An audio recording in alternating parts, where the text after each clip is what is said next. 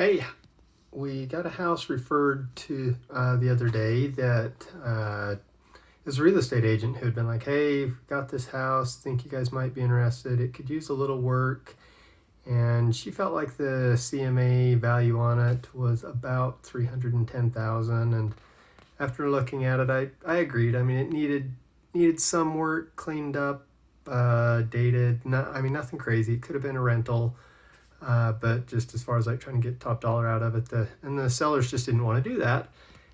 But they were really wanting to get a new house, and they didn't want to have to like deal with the contingency of, hey, we're putting our offer in contingent upon us selling our house.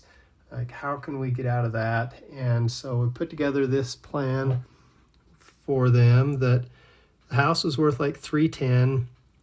They owed about 210 on it. It was a 15-year note, 2.5%, which was super cool.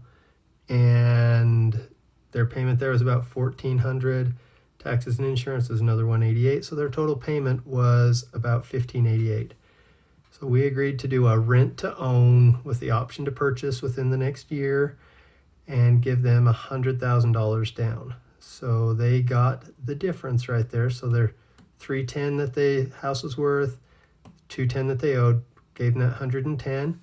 Then also did a rental agreement for up to a year for $2,200 a month, which most of the mortgage companies will let you count 75% of your rental income towards your mortgage payment.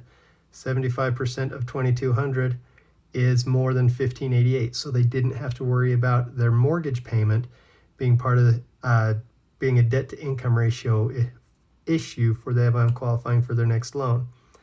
Then in 4 months, so now they can go out, look for a house, don't have to worry about selling theirs in order to buy something else. They're getting the equity they need. They've got their debt to income ratio taken care of.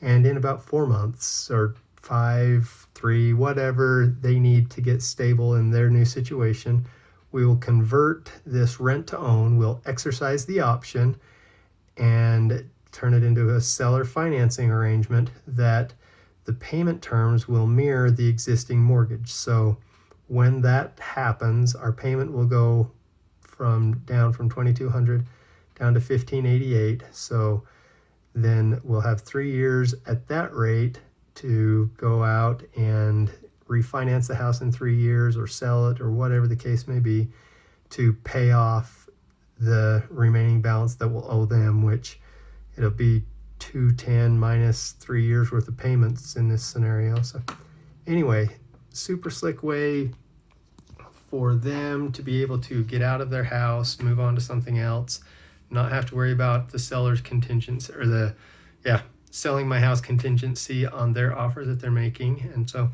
anyway, if you know somebody that might be useful for, I'd like to talk to them and see if we can make something happen.